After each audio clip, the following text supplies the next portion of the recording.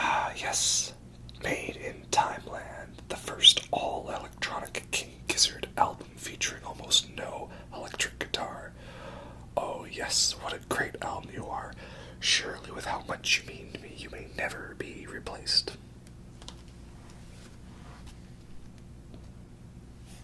Now, it's not what it looks like. I can explain it. It was just a phase, I swear.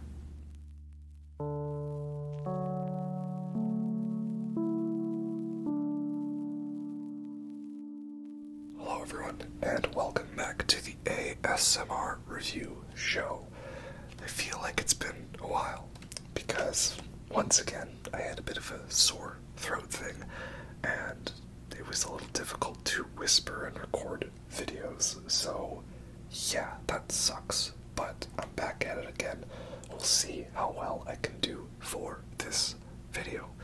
Anyway, we're back continuing our journey through the King Gizzard and the Lizard Wizard ASMR Final Record album series. We have what is only our second album of this year. A little bit of a slow repertoire for the boys. Come on, guys, you guys bump those numbers up. Those are rookie numbers. And of course, it is the new album, The Silver Chord, which is kind of a little tricky to showcase on video because it's very shiny, right? Very shiny indeed, very glossy. But it's a lovely, very Kraftwerk looking sort of album. Bands all hanging out, looking all epic and nerdy with their geeky glasses that you can buy for $200 and all their keyboards and the drum pads and stuff. Yeah, very fresh looking album. And this is the yang to the yin that is the previous album of the year, which of course, PetroDragonic Apocalypse, or Dawn of Eternal Night, an annihilation of planet Earth and the beginning of merciless damnation. Yeah, so this one, as you can see, kinda, sorta, maybe, possibly lines up in that there's a very slight shadow that kind of forms the dragon, and that would put the rest of the band inside the dragon, like it was the People Vultures music video. That would be pretty cool indeed. But I don't know if that was intentional. And of course, we gotta have a fun beer to drink during the video. So this one that I found is the Phillips Dino Sour Blueberry Pomegranate. It's sour.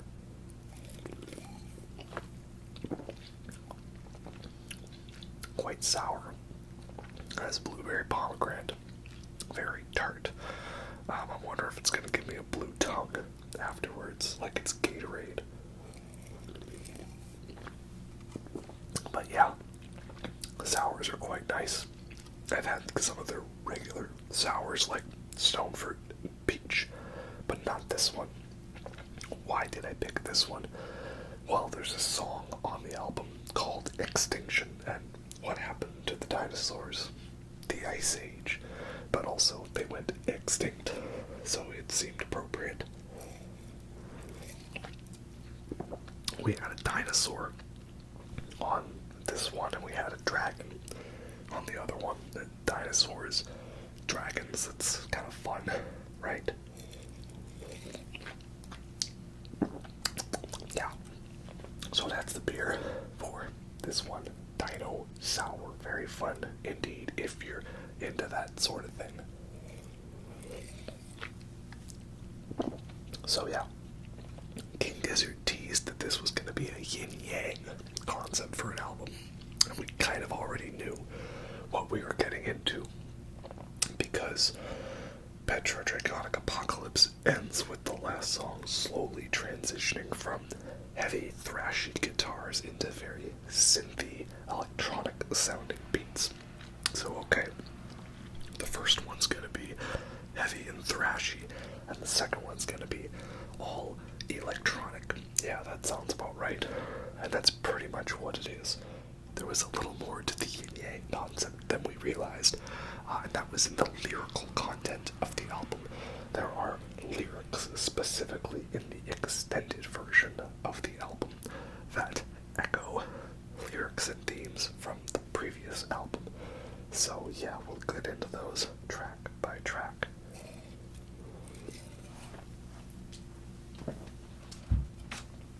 Yeah, when this was first announced, I actually seemed a little disappointed because they were like, okay, 7 songs, and they're all very short, and the album's barely 28 minutes. I think if we don't count Eyes Like the Sky, it's the shortest King Gizzard album. And if we do count Eyes Like the Sky, it's the second shortest by only like 30 seconds. So that was disappointing me a bit, right? But, of course, we have the extended mix of the album, right? And that's where the big awesomeness lies. I mean, I do like the very simplistic flow of the regular edition of the album, you know? It's like a highlights reel for me. It flows nicely between songs, and it's very entertaining and has good beats, but I feel like Extended Mix is like the real album. And that I like to think of the regular album as the radio edit. You know, this isn't extended album, this is regular album. Regular album is radio edit. I only have the extended mix on vinyl because I wasn't going to buy 2 records of almost the same music. So I'm leaving that up as a potential gift from family members, you know. We'll see. Yeah, and I figured this would be the one I would want to chill out and listen to more on vinyl, and so far that has been the case. Yeah, the gatefold is again more photos of the band just looking very chill and fresh and, you know, looking like they're taking themselves way too seriously, but in a fun way. But it gets kind of hard to show on video with the glossiness of it. Oh well. So yeah, there's 7 songs on the album, and the Yin-Yang thing is that each song is echoing lyrics of that same track number on PetroDragonic Apocalypse, but only in the extended versions, which is why, again, I feel it's the true version of the album, because you don't get this yin-yang concept as much with the theatrical version, shall we say. So in Thea, the first song, which I believe Thea is about, like, a planet crashing into another planet, and, like, this idea that, like, this planet might crash into Earth, Melancholia style, you know, end of the world sort of thing, but make it fun. And that's also on the poster for the new tour, right? It's a planet crashing into another planet. But that song has references to Motor Spirit, right? First song references the first song on Petro, and then so on and so forth. Well, mostly the only song where I couldn't really find any direct reference was the title track, The Silver Chord, because that, by my logic, should be echoing Supercell. The only thing is one lyric referencing a tempest, which is a repeated lyric in Supercell. That's all I can really find. But other than that, they all have, you know, direct quotes and lines of the songs. So that's pretty cool. You know, when it first happened, I was like, oh, I get it now. I see what they were going for, right? So that's pretty cool. The gatefolds or the inner sleeves, we've got mostly lyrics. There's actually a lot of pretty in-depth lyrics here, more so than I realized, because I didn't really listen to this album for the lyrics. I listened to it for the music and the beats and the vibes, especially because there's so many effects on the vocals, but they're pretty interesting bits to them, you know. And it's also kind of talking about end-of-the-world stuff and kind of a concept, but maybe not as strict of a story as PetroDragonic Apocalypse.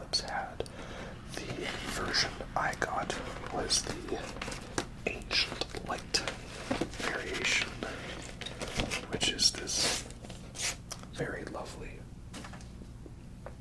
sort of mix between a yellow and a red and orangish almost mix.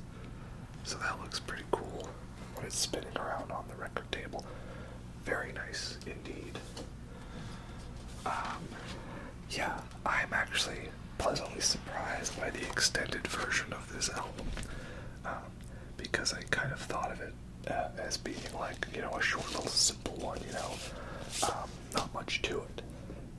But, it's actually a lot more in-depth than I gave it credit for.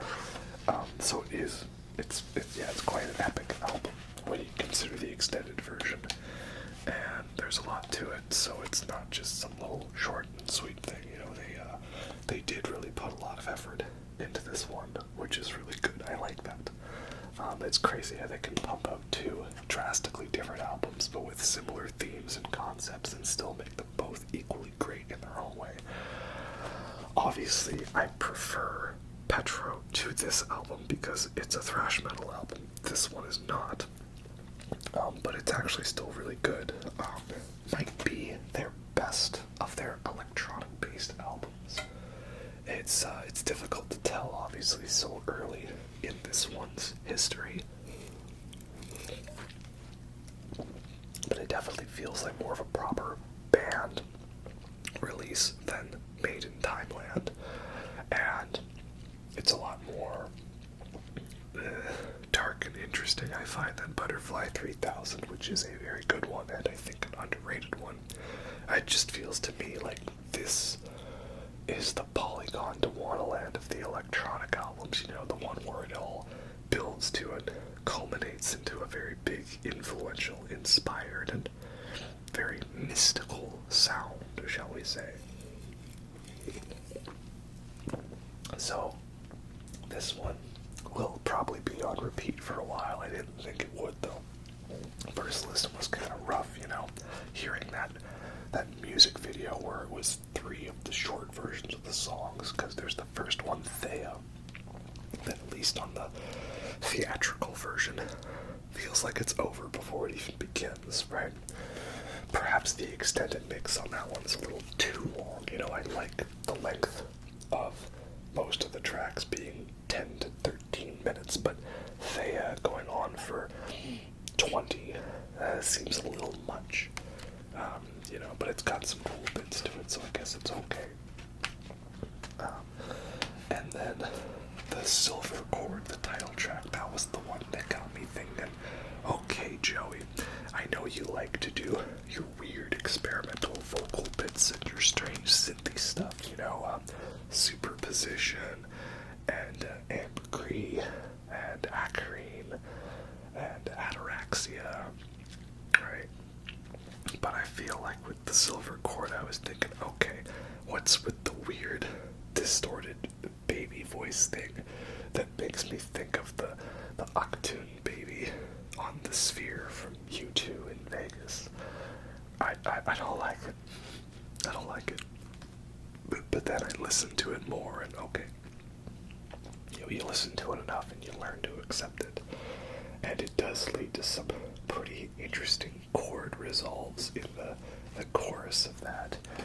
And lyrically, it's pretty in-depth and interesting. About this, the Silver Chord of Life, I thought about the Chord of Life, which is a movement, I think, from Close to the Edge by Yes.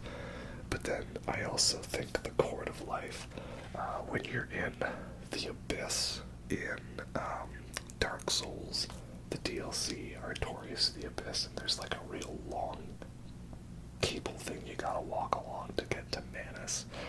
And for some reason, the Chord of Life is what comes to mind when you walk down that passageway. Which makes no sense, but that's what I think of the Chord of Life, the Silver Chord. Yeah. But it's actually got some cool resolves, and I really love the jam that it goes into when it double times in the extended version. Though again, I feel like that's the only one that doesn't have a direct reference to Supercell. And that leads way into Set. Slay the mad Set. Slay the mad Set. Converge. Converge. That's a real fun one. That was definitely my favorite of the first couple that were released. Because it's a fun groove, it's just catchy. Though I think that one has something to do with Egyptian mythology. There's references, I think, to like Osiris, maybe Anubis, and Set. It's not like Set as in, you know, the list of songs played at a concert. Set's an Egyptian god, right? My Egyptian history is not that great, you know. But maybe that would make sense based on the lyrics. So yeah, that's a pretty fun one. And then after that we have not change and not changey. It's Changi, I believe. I think that's how they say it in the song, Changi. That's another really good one. I really love the swirling rise of synths in that one. Again, I feel it sort of stops before it starts in the theatrical, but it really goes into cool places in the extended, especially when they bring in the witchcraft reference. That's a very fun chord progression to it. Really feels like they're firing on all cylinders with that song. I like how these, you know, the extended versions kind of are able to do that long jammy sound that Giz has been doing live with their albums lately. It's cool they managed to incorporate what seems like a very improv jamminess into a mostly synthetic electronic album, so that's pretty cool. I'm gonna check the credits to see if there is any guitar on this album, but I don't think so. Yeah. It's, yeah, who do we have? Okay, so we got ambi, vocals, and synths, Mellotron, Cavs, drum synthesizer, Roland TD50X, cookies on a whole bunch of synths like a Yamaha DX7 and a Korg Poly 61, Earthquaker devices, Rainbow Machine, Joey is on mutable instruments, pilots, Integel Quadrix, Happy Nerding FX Aid, Beefico Hemix, Make Noise Mood WMD Geiger Counter, ALM Pamela's New Workout, Noise Engineering, Bass Mule's Icarus Alter, Music Thing Turing Machine.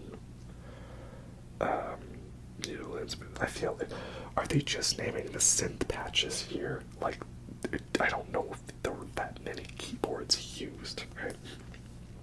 And Lukey's on a whole bunch of synth basses, and Stu is also Ableton Push 2, Mellotron, Moog Matriarch, Juno 60, Casio SK5, piano, okay, a Boss ME50, Strymon Blue Sky, a Dunlop Crybaby.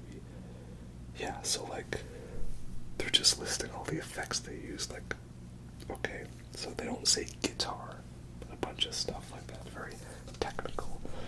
And we got another fun set of some weird photos of the band with those signature glasses. You know, I hope you shelled out for them while you could before the scalpers got them. Alright. Oh boy. It's for the fans, you know, for the fans.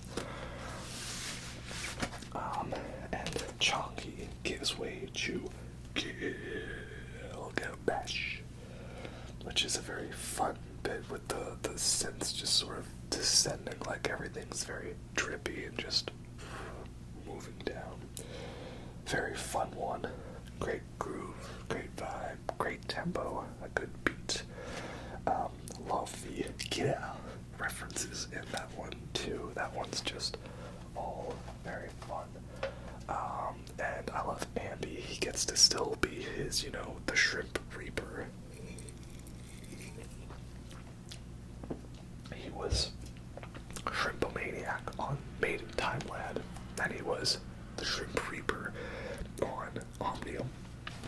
So in this one, what shall we call him? I don't know. The Silver Shrimp, perhaps.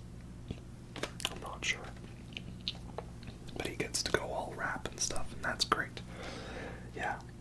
So Gilgamesh is good, and that gives way to what I think is the fan favorite, and probably mine too, which is Swan Song. Side note, I like how Gilgamesh, the lyrics actually spell out Gilgamesh, like, you know, a poem where the first letter spells out a phrase. And then it also does that and spells out Swan Song before Swan Song happens, so that's cool. But yeah, Swan Song is very giving me some Nine Inch Nails vibes. Maybe like specifically copy of from the 2013 album. Oh, what was it called again? Not Came Back Haunted. It was Hesitation Marks, right? Yeah. Kind of gives me some dark Nine Inch Nails vibes in that way, which is good. And Andy just goes absolutely ham on the rapping. Some of the bits with that tempo reminds me of the song in the end credits of Trainspotting, right? Now that one keeps jamming for a while after the vocals ended. And of course, Swan Song has the best Petro reference where they just do the refrain from the Dragon. You know, the eye dilates, the gyrates, welcome to hell. It's pretty awesome. Very creative, a beat drop. So Swan Song's probably my favorite on the album for its darkness and heaviness. And that gives way to the final track, Extinction, which is a pretty fun riff. It's got a very, shall we say, sense of finality to it. You know, it's at first I thought it was an odd way to end the album, especially in the theatrical version. But hearing it a bit more, like, yeah, it's got a nice vibe to end the album. It just, something about it seems kind of fleeting, you know, like the need to escape, to get away from this extinction. But there's a lot of theories, I think, about that one being about Hantayumi, because there's, like, references to, like, him being able to see everything, but then that's kind of Polygon Dwana Land. I think there's a castles crumbling line there, or crumbling castles line, and there's a reference to Beowulf, who's the cat from Petro. So I'm not sure. I haven't really lyrically dissected this one as much yet. I'm sure anything that I think is a big revelation with this album is probably just, you know, second nature to most of the hyper-aware Gizzard fans, right? And I'm not one of them. I'm probably going to go to 2 shows on the next tour, not all of them. And I only bought one version of the album, not both. Turns out that the single LP has hidden tracks on it I was not aware of. Darn it. But someone, of course, ripped them and then put them on YouTube, and they're good, but they're all instrumental, I think. They're just some fun little jams, feeling like it was some extra leftover beats they didn't want to throw away, but still include somehow, so I'm not too disappointed that those have been left out. That's okay, I think. But yeah, Extinction's a fun way to end the album. Of course, it has a flamethrower reference, that being the final song. And that's how it all ends, with an extinction event, apparently, you know, very much end of the world type stuff. Somehow, but I'm not sure how. But again, you read the lyrics and there's definitely similar concepts. They made a metal album about the end of the world, and now they made a synth album about the end of the world, and that's a pretty cool thing to do. So overall, yeah, I do really dig this album. I think I would like it more than Change. Maybe not more than Ice Death. Maybe on the same level as Omnium. Better than Made in Timeland. Tough to compare to Laminated Denim, because that's only 2 really good songs, you know.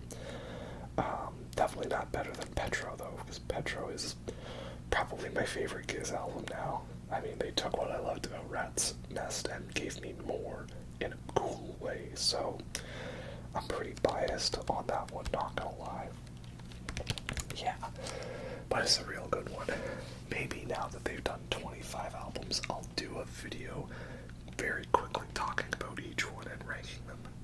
Maybe. That remains to be seen. But yeah, that is the Silver Chord. Again, I was very thoroughly impressed by this one.